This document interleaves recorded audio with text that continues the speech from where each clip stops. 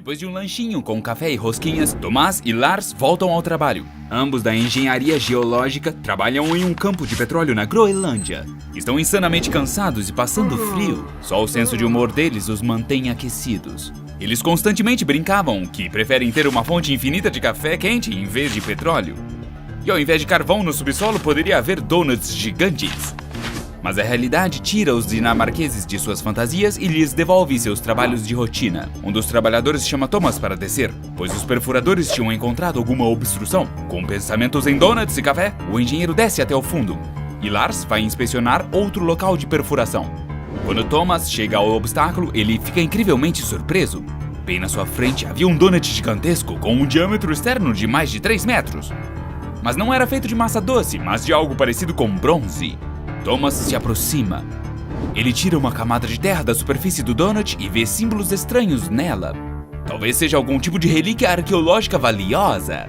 Mas Thomas mal pode esperar para contar a Lars como a piada dele se tornou realidade. Thomas sobe do fundo da estação e vai procurar seu amigo. Não demora muito para encontrá-lo. Eles eram os únicos 2 engenheiros na estação e usavam jaquetas características. Thomas corre atrás de Lars. Ele coloca a mão no ombro do colega e lhe diz para adivinhar o que tinha no fundo do poço. O segundo engenheiro vira-se para Thomas e este fica surpreso ao ver que aquele não era Lars. Thomas pergunta ao estranho quem era ele, por que estava usando a jaqueta do Lars e para onde o próprio Lars tinha ido. O estranho chama Thomas pelo nome e lhe pede para parar com piadas. Ao perguntar ao estranho como este sabia seu nome, o segundo engenheiro só roda seu dedo apontando a sua cabeça. Thomas começa a olhar à sua volta procurando por Lars, confuso, e vê que tudo ao seu redor tinha mudado. Em vez de uma instalação de pesquisa de 3 andares, havia apenas tendas provisórias e no lugar dos poços havia massas intocadas de gelo. Thomas cogita que aquilo era uma piada cruel e se tinham armado uma pegadinha para ele.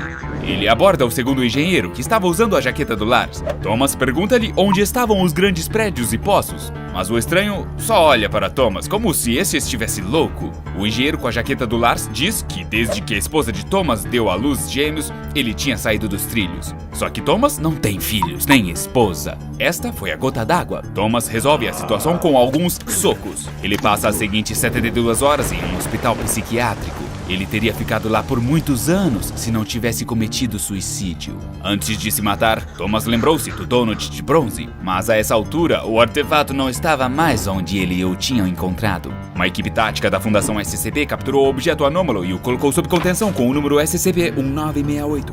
Em seu estado passivo, é um objeto de bronze na forma de um toro. O diâmetro externo da figura é de 320 centímetros e o diâmetro interno é de 90 centímetros.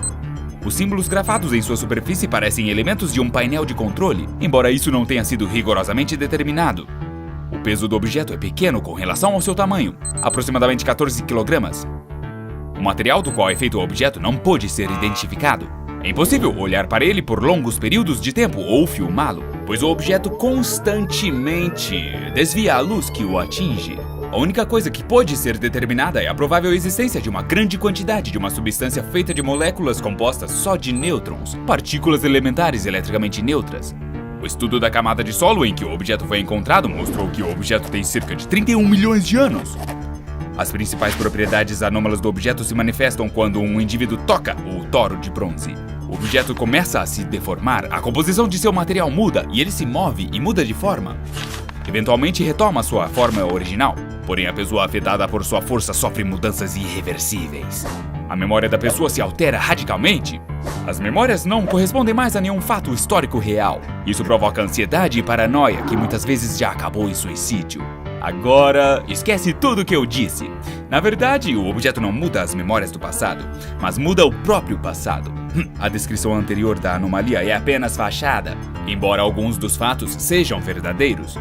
Mas no geral, a anomalia é muito mais perigosa do que eu pensava, porque pertence à classe Thaumiel, que é ultra secreta. Contudo, após os experimentos iniciais, realmente parecia que o objeto só afetava mentes e memórias. Quando os sujeitos iam para casa após o primeiro experimento, eles relatavam que os móveis de seu apartamento tinham se mudado de lugar, mas eles na verdade estavam em seus lugares habituais. Depois, os sujeitos não reconheciam metade de seus colegas de trabalho e ficavam perguntando sobre colegas que não existiam. As falsas memórias dos sujeitos eram incrivelmente detalhadas e consistentes. Além disso, sabiam informações sobre objetos anômalos que na época não estavam sob contenção. O mais surpreendente foi que, depois de algum tempo, esses objetos foram realmente descobertos e postos em confinamento, com os mesmos números que os sujeitos haviam indicado. Após o terceiro experimento, as declarações dos sujeitos com relação aos experimentos com o toro não coincidiam com o que aconteceu. Os sujeitos alegavam que este não era o terceiro, mas o 19º teste. Também mencionaram um detalhe que permitiu que suas palavras fossem verificadas ou refutadas. Os sujeitos afirmavam que, em um desses 19 testes, o estudo apontava uma mudança na intensidade da força Casimir. Este indicador reflete a frequência na ocorrência de partículas virtuais no vácuo. Nenhum fenômeno na natureza, mesmo as anomalias mais fortes, pode afetar essa força. Ao saber isso, os cientistas levantaram vários diagnósticos psiquiátricos para os sujeitos. Mas então descobriu-se que no CERN, a Organização Europeia para a Pesquisa Nuclear, uma mudança na magnitude do efeito Casimir foi realmente detectada. E bem no momento do experimento com o artefato, mesmo com o SCP-1968 estando muito longe daquele lugar. Na África do Sul, Nova Zelândia e Antártica, a frequência de partículas virtuais também havia mudado. Essa mesma coisa aconteceu até em Júpiter, de acordo com uma sonda espacial. Isso sugere que o objeto afeta todo o universo. O único lugar onde o efeito Casimir não foi alterado é dentro do objeto e em torno das cobaias. Isso significa que não é o passado dos sujeitos que muda, mas sim todo o universo. Os sujeitos são as únicas pessoas que se lembram de como era tudo antes. E é exatamente por isso que o objeto ficou conhecido como o toro da retrocausalidade global. Acontece que vivemos em um mundo cujo passado já mudou várias vezes. As memórias das pessoas também foram ajustadas. É bem possível que no passado você já tenha sido um inscrito do meu canal, mas aí a fundação realizou um experimento e então... Por que você não verifica isso rapidinho, hã? Por essas consequências globais, toda a pesquisa foi interrompida e o toro foi colocado a 300 metros abaixo da superfície. Os sujeitos pioraram depois disso. Estavam fugindo e tentando se matar. Quando os funcionários da fundação os traziam de volta, os sujeitos perdiam completamente a noção da realidade. Eles pararam de responder a estímulos externos e afundaram em um estupor catatônico. Depois de 2 meses, algo inesperado aconteceu. O toro voltou à ativa. Cópias físicas idênticas dos sujeitos surgiram. Infelizmente, falar com eles era impossível. Os sósias dos sujeitos tinham queimaduras em 60% da pele e seus sinais vitais cessaram rapidamente. Um mês depois, o toro de bronze se ativou de novo. Desta vez, o objeto trouxe uma criatura grande e poderosa. Não parecia um humano, mas muito provavelmente tinha consciência. O mais interessante era a arma do monstro. Era capaz de alterar o momento magnético das partículas dos corpos para os quais a arma apontava. Isso levava ao colapso do equilíbrio eletromagnético dentro dos núcleos atômicos. Simplificando, as pessoas atacadas se desintegravam em partículas elementares. Do ponto de vista físico, é impossível ocorrer esse fenômeno. Todavia, desintegrando tudo ao seu redor, o monstro feriu 20 funcionários e matou 12. Então a criatura foi destruída. Sua arma, coincidentemente, era muito semelhante ao SCP-1968. Os cientistas tentaram reproduzir seu poder de novo, mas não tiveram sucesso. Todos os eventos que aconteceram podem indicar que o toro de bronze foi construído por humanos. Isso é indicado pelos símbolos que parecem ser de um painel de controle. Se este for o caso, quão poderosos são seus criadores, que foram capazes de manipular as leis fundamentais e invioláveis da física. A criatura trazida pelo SCP-1968 poderia, com sua arma, facilmente destruir toda a equipe da Fundação SCP e a humanidade ao mesmo tempo, mas ela permitiu que a matassem. Por quê? Será algum tipo de estratégia?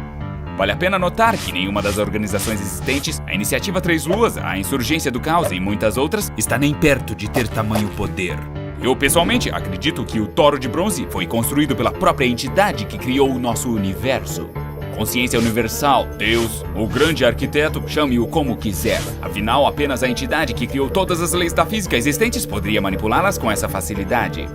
O SCP-1968 é como um programa especial que atualiza, reconfigura e organiza os parâmetros do universo. A única coisa é que o Criador parece não querer que tenhamos provas de sua existência. Por isso, enviou um de seus guardiões invencíveis que tiveram que dar sua vida por um propósito maior e enganar toda a estrutura da gestão da Fundação. Concorda com a minha linha de raciocínio? Compartilhe suas ideias nos comentários abaixo.